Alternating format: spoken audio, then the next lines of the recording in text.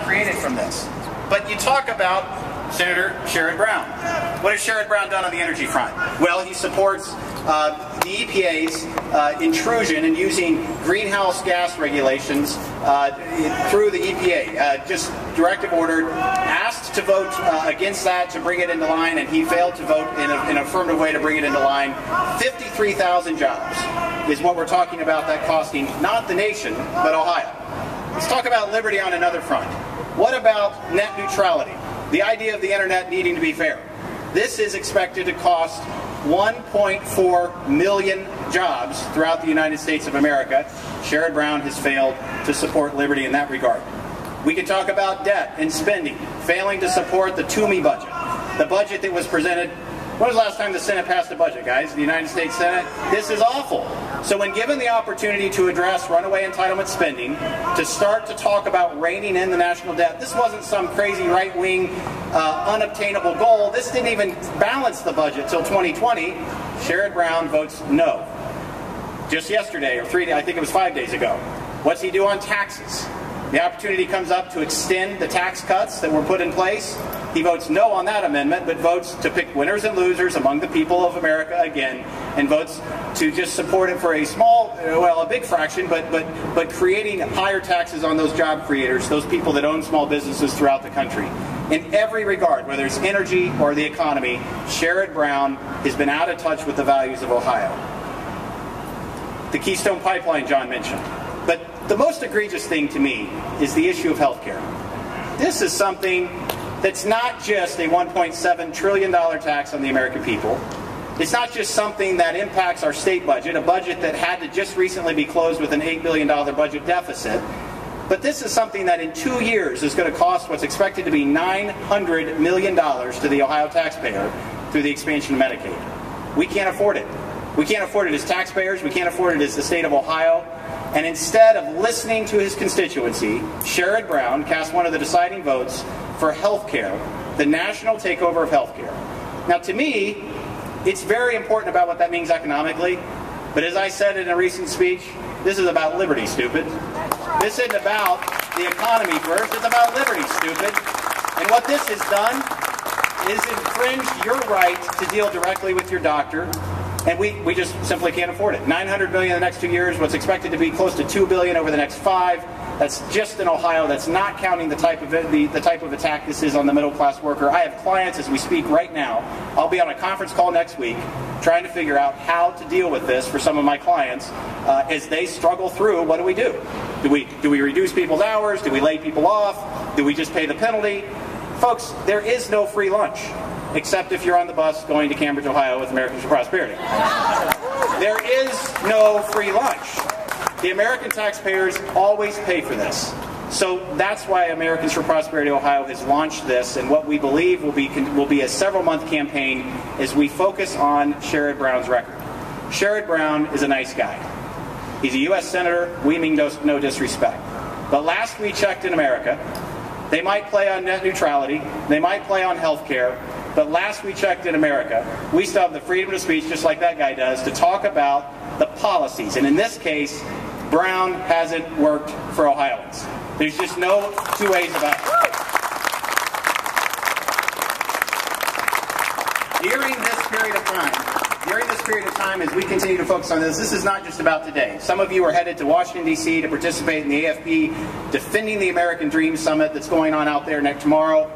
But this is not just about today. This is something that we will continue to do because, frankly, we believe that when Ohioans, Midwest value Americans, figure out exactly what Sherrod Brown stands for, they're going to figure out that this is somebody who's not been working for them, but instead has been working for the special interests that rule Washington, D.C. You know, we've danced around on the energy thing. Those in Cincinnati heard me say it, but I was a little struck.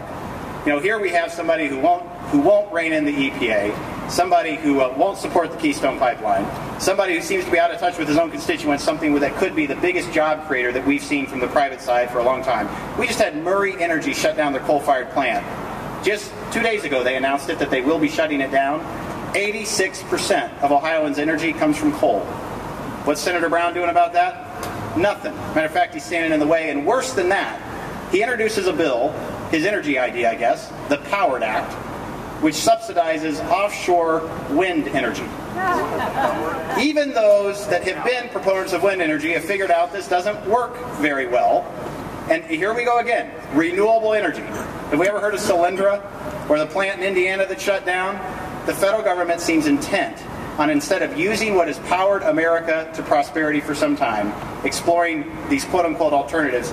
And this should be particularly offensive to those of us in Ohio, because of the vast resources and jobs that are created if Sherrod Brown will just simply get out of the way and support Ohio values and the liberty to use what God gave us here in this great state.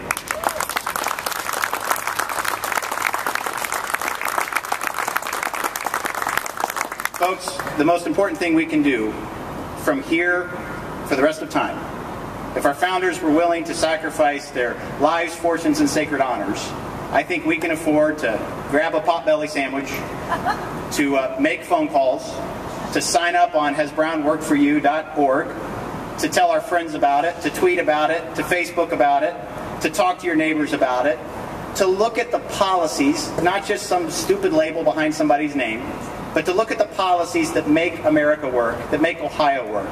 The least we can do is engage with a fury that we've not engaged up to this point. You guys have been pretty furious, but we have to take it to a new level. Not just into November. Americans for Prosperity doesn't stop in November. Liberty doesn't stop. It's not on the line every 2 or 4 or 6 years. It's something that you, the people of America, the people of Ohio, the people of Columbus, must constantly maintain. What is the price of freedom? Eternal vigilance. Folks, we are engaged in that very effort.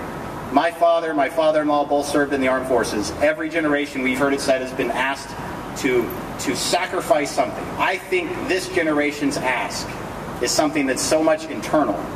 In some ways, it's so much more dangerous because it's so subtle. It comes in ways where it's the feel-good thing. It's the expansion of the entitlement so that all of those folks out there that just vote based on their own pocketbook get something more out of it, instead of looking at what the previous generation did, giving to us, and what we must do for our next generation. My little girl came in the day that the Supreme Court found that health care was quote-unquote unconstitutional. She came into my office after we had had a very brief family dinner, which is kind of frankly abnormal for me because I'm so much on the road. And she came in and she just said to me, "Dad, I'm really sorry." And it's not normal for her to, obviously at 9, talk about things like politics. And I said, "What for, sweetheart?" And she said, "For that thing that happened today." That's literally how she put it. And it really hit me. You know, you hear politicians all the time say it's about the kids. But more than ever, it really hit me. What have we done? What have we done? And folks, we can scream all we want at Sherrod Brown or pick your favorite flavor of the week politician.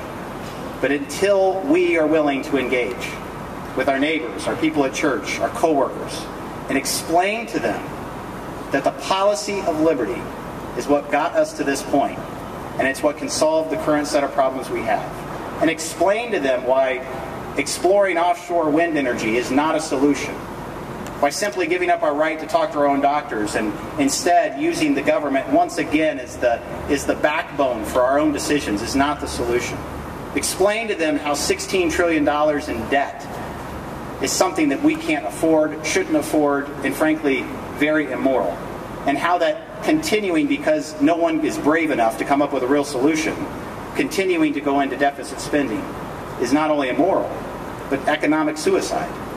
We have to be willing to do that. You know, in the days of the Revolution, it wasn't all that popular to be for independence.